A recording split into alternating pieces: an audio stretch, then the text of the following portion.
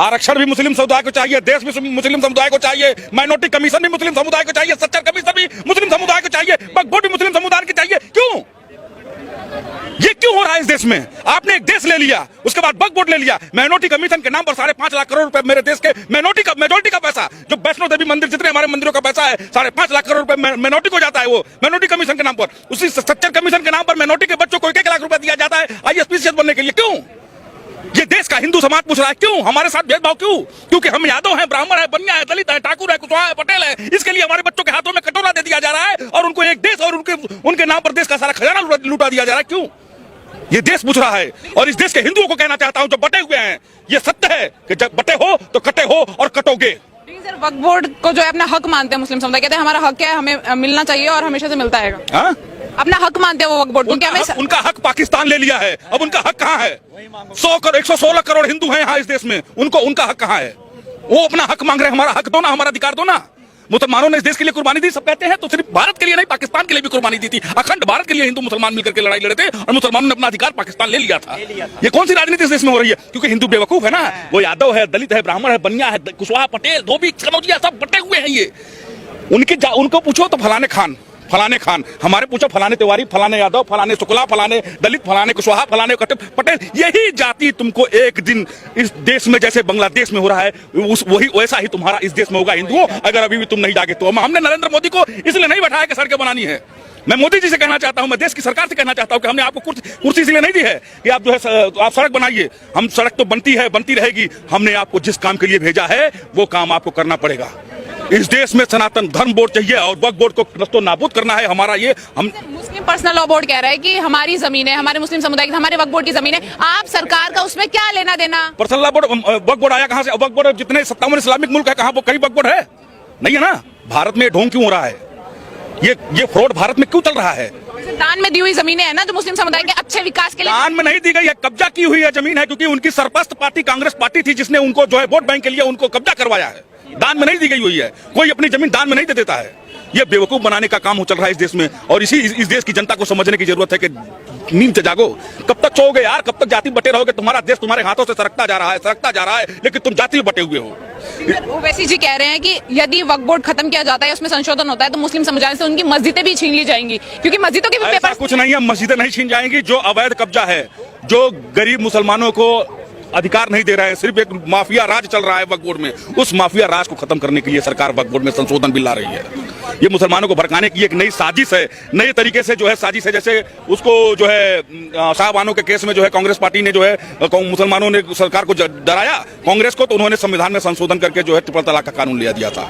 वैसे ही ये मुसलमानों का डराने का कानून है। और मैं इस देश से कहना चाहता हूं और उन लोगों से कहना चाहता हूं कि ये राजीव गांधी की सरकार नहीं है, ना कांग्रेस की सरकार है, ये भारत में भारतीय जनता पार्टी की सरकार है और इसे भारतीयों ने चुना है और जिस लिए चुना गया है यही सब काम है। जैसे कि वक्फ बोर्ड खत्म करने के लिए हमने मोदी को बैठाया है, ट्रिपल तलाक के लिए हमने बैठाया था, 370 के लिए हमने बैठाया था। हम जैसे जो काले कानून है इस देश में उसको खत्म करने के लिए हमने मोदी सरकार को बैठाया है और मोदी सरकार वो काम कर रही है। आप बोल रहे कि खत्म करवाना है, मुस्लिम समुदाय बोल रहा है दूसरा शाहीन बाग बना देंगे, पर खत्म नहीं होने देंगे। तुम शाहीन बाग बना करते देखो।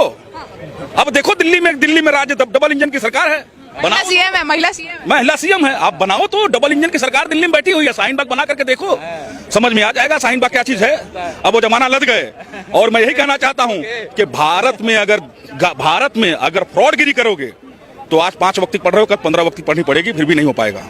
ये कहते हैं ना, दिन में 5 बार कहते हैं ला इलाहा इल्लल्लाह, दिन में 5 बार अजान करते हैं, लेकिन अल्लाह इनकी नहीं सुनता है। क्यों? क्योंकि कुरान में लिखा हुआ है, मेरे मुसलमानों, मैंने आपके लिए इस दुनिया में सारी व्यवस्थाएं की है, लेकिन जिस दिन तुम मेरे रास्ते पर से उतरोगे मैं ऐसा व्यक्ति भेजूंगा जो तुमको रास्ते पर ले आएगा। और ये वही व्यक्ति है, उसने ये नहीं बताया कि आधी आस्तीन कब पहन करके आएगा, वो किस रूप में आएगा वो उनको पता नहीं चलेगा। वो व्यक्ति कौन है? वो अल्लाह ने भेजा है। अब किसको भेजा है वो तो वो जाने, वो समझे।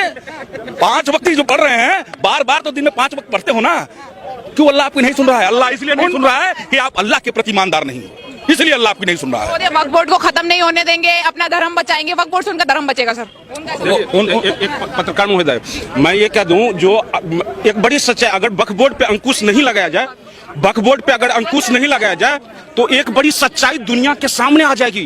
वो सच्चाई वो सच्चाई क्या जान, अगर वक्फ बोर्ड पे अगर अंकुश नहीं लगाया जाएगा तो एक बड़ी सच्चाई दुनिया के सामने आ जाएगी। वो सच्चाई क्या, वक्फ बोर्ड ने अभी अंबानी के घर पे कहा, दावा ठोका जो वक्फ बोर्ड की जमीन पे है।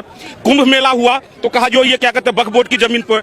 अगर इस पे अंकुश नहीं लगाया गया तो आने वाले वक्त में कहीं ये ना कह दे जो जीबी रोड वक्फ बोर्ड की जमीन पे है। जीबी रोड, क्योंकि हमारी अम्मी जान, हमारी फूफी जान यही काम करती थी, तो कहीं ऐसा ना हो, इसलिए मैं कहता हूं इस सच्चाई को पता ना चले लोगों को, इसलिए वक्फ बोर्ड पे अंकुश लगना चाहिए। और अभी नागपुर में जो घटना हुआ उसके लिए मैं कह देना चाहता हूं, जो ऊपर खुदा नीचे खुदा, ऊपर खुदा नीचे खुदा, आगे खुदा पीछे खुदा, दाएं खुदा बाएं खुदा, जहां नहीं खुदा है ना वहां अब खुदेगा, अब खुदेगा। अब क्या खुदेगा तो कब्र खुदेगा। मैं कहता हूं जो हम लोग इस देश में राम राज की परिकल्पना क्यों करते हैं, बात को समझिए इस चीज को। भगवान राम कितने भाई थे? 4 भाई। एक पिता की वचन को पूरा करने के लिए 14 वर्ष की वनवास चले जाते हैं। जिस भाई के लिए छोड़कर जाते हैं वो भी भाई भरत वनवासी की तरह रहता है। यहाँ शाहजहां के कितने पुत्र? 4 पुत्र। शाहजहां को औरंगजेब ने अपनी सत्ता हासिल करने के लिए कारागार में डाल देता है। अपने भाई दारा सिकाहो का गर्दन काट देता है। उसके बाद एक सुराही पानी देता है उसको पीने के लिए। शाहजहां तब अपनी किताब में लिखता है, तुमसे अच्छा तो वो हिंदू काफिर है जो मरे हुए बाप को भी पितृपक्ष में पानी पिलाता है। तू कैसे संतान है जो जिंदे बाप को भी पानी नहीं पिलाता। टॉपिक पे आते हैं, जैसे वक्फ बोर्ड की जो बात चल रही है, मुस्लिम समुदाय कह रहा है कि हम दूसरा शाहीन बाग बना देंगे, ना ही संशोधन होने देंगे ना ही हटने देंगे। तो शाहीन बाग जैसे हालात यहाँ पे क्रिएट होते हुए दिखाई दे रहे हैं, तो लग नहीं रहा है कि यहाँ पे हटाने देंगे। अब वक्त वो नहीं रहा, मैं इसलिए कह दिया जो वो वक्त नहीं रहा जो तुम शाहीन बाग बनाओगे। अब शाहीन बाग बनने नहीं देंगे। ये देश की जनता जागरूक बन चुकी है। शाहीन बाग दोबारा इस देश में नहीं बन सकता है। दूसरी बात मैं यही कहता हूँ, वक्फ बोर्ड केवल एक डीएम की उसमें डीएम की अगर उसमें स्वीकृति मिल रही है तो उससे उसको क्या दिक्कत है? दिक्कत क्या है?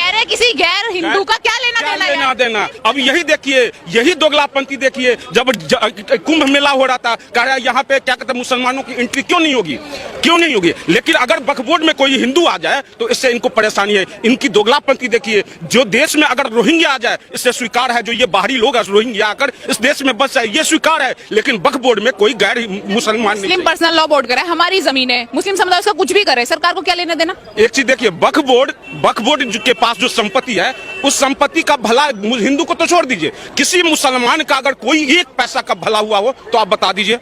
40,000, आपको पता होगा जो आंकड़ा मैं बता दूं, 40,000 पेंडिंग केस है वक्फ बोर्ड के खिलाफ। और उसमें से 10,000 पेंडिंग किसका है? मुसलमानों का है।